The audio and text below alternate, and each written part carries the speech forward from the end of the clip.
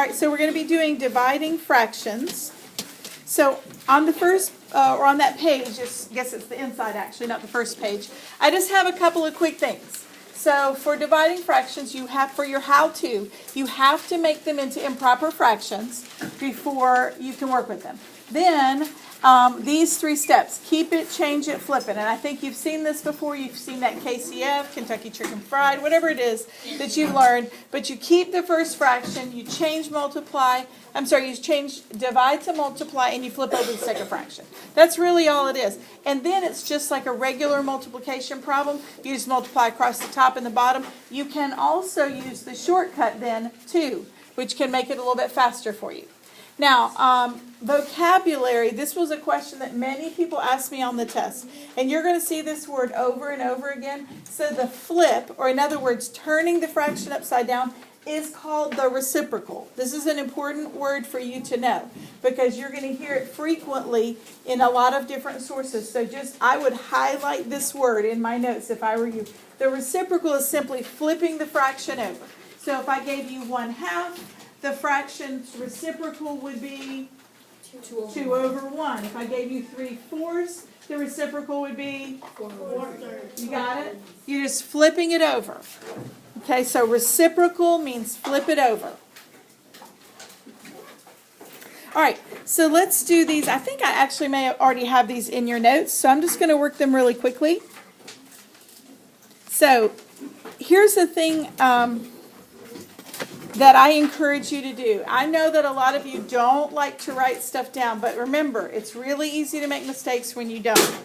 And most of the mistakes I see on these have to do with not writing them down. So I would start with, here's my original problem, 7/8 divided by 4/5. The first thing I would do is rewrite it so that we have 7/8. We're keeping the first fraction, we're changing the divide to multiply, and we're flipping over the second fraction, 5/4. Okay, and then try your multiplying. Now, can we use the shortcut on this one? Is there any place to use the shortcut here? No. What does that mean about our answer? It won't reduce. Now, it might simplify if the top number is bigger than the bottom number, but it won't reduce. Okay, so 7 times 5 is 35. 8 times 4 is 32. Okay, is that our final answer? Yes. No, because it's improper, right? So we have to do that dividing the bottom into the top. So 32 goes into 35 one time with how many left over? 3. So 1 and 3 over 32 is our final answer. Okay? Let's do the next one. 1/8 divided by 5/9. So keep the first fraction, 1/8, change it to multiply, and flip over the second fraction, 9/5. Can we use the shortcut on this one? Yes. Wait, no. I don't see a place. Okay, so since we can't use the shortcut, let's just multiply straight across. 1 times 9 is? 9. 5 times 8 is? 40. And 9/40 is our answer. We know it won't reduce because we couldn't use the shortcut. All right. So I'm going to just work this one real quickly since you already have it in your notes. So we're going to make it improper because we have to do that. So what is 1 1/3 as an improper fraction? 4/3. Okay, divided by 4/1. Now, here's the thing that happens to a lot of people. They try to change this to multiply, and 9 times out of 10, they forget to flip the second one. So if you'll just take the time to write that extra step like this, you'll avoid making that mistake. Because most of the time when people miss them, that's exactly what they do. They change this to multiply, and then they multiply across. Okay? All right, so I wrote that. So I'm going to change it now. Keep the first fraction, times, and flip over the second one. Can I use the shortcut? Yes, because what number do I have on the top and the bottom? 4. So 4 divided by 4 is 1. 4 divided by 4 is 1. Can I use the shortcut anywhere else? No. So now I can just multiply. 1 times 1 is 1. 3 times 1 is 3. And of course it won't reduce. Okay? Now try this one right here.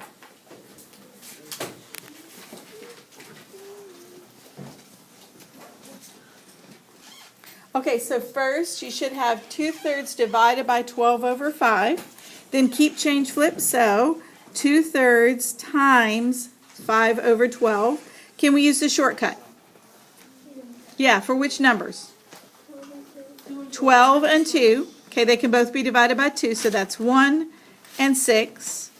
Okay, 1 times 5 is 5. Thank you, somebody's with me. 3 times 6 is 18. 5 over 18. Okay? Go ahead and do this one in your notes, please.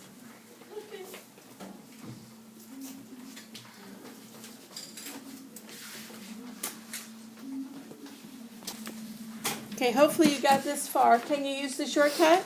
Yes. Yes, 6 and 3. So 3 divided by 3 is 1. 6 divided by 3 is 2. Multiply across. 2 times 1 is 2. 5 times 1 is 5. If you forget the shortcut, there is not a harm. So if you're not comfortable with it and you're coming to a test where you're super worried about whether your answer is going to be right, you feel free to not use the shortcut if you're not comfortable with it. But if you're comfortable with it, I really encourage you to use it because it just makes your life easier. All right, so I'm just going to go to one more thing, and this will be the last thing in fractions, and that is fraction dividing word problems, okay? The reason why they can be a little tricky is because you're not always dealing with a bigger number divided by a smaller number, because most of the time that's what you're dealing with, but not when it comes to fractions, and that's what gets a little tricky. So that's why I gave you this reminder, and I gave it to you at the beginning of the year. I want you to think, what do you have divided by what do you want? So let's look at and this is really just the same thing, so I'm going to skip that slide. Okay, so let's look at this example. I believe you have this in your notes. We have Jessica. She has how long? 1/4 of an hour left to finish how many problems? 4. 4 problems on the test. How much time does she have to spend on each problem? So what does she have? 1/4 hour. Good, she has 1/4 of an hour. And what does she want? To finish 4 problems, right? Okay, because it can get confusing whether it's 4 divided by 1/4 or 1/4 divided by 4. But since this is talking about time, this is what she has. She has 1/4 of an hour because our answer is going to be in time. Okay? So let's divide 1/4 by 4. So we have 1/4 times, we'll just flip it over, 1/4. 1 times 1 is? 4 times 4 is? So she has 1/16 of an hour to spend on each problem. And I really encourage you to look at your answer and see if it makes sense. Because if you had done it the other way, you would have gotten, 4? I know you could have gotten 1, and that wouldn't make any sense. I want you to figure out on this one, what does John, is it John? Yeah, what does John have and what does John want? Figure out what John has and what he wants.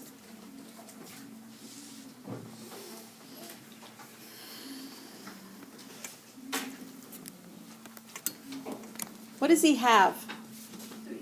3/8, right? He has a board that's 3/8. Oops. He has a board that's 3/8. And what does he want? To cut it into 4 pieces, right? So he has 3/8. He wants 4. Okay? You also have this in your notes. It's on that foldable. Oh, I think I'll. Yeah, okay. I was just telling you so you knew. Okay, that's fine. All right, so you have 3/8 divided by 4 over 1. So I'm just going to change that to 3/8 times 1 over 4. So we have, can we use the shortcut? No. Nope. So you know our answer won't reduce. So we have 3 over 32. So each piece will be 3/32 of a foot long. 3/32 of a foot long. Okay? And I just want to point out one more that some people in the past have missed. This one is not in your notes, but we'll just talk about it briefly because I think you're going to have no problem with it. All right, if you have this question, how many halves are in 12? A lot of people will do this one backwards. So what do you have? 12, right? You have 12. What do you want? 1/2.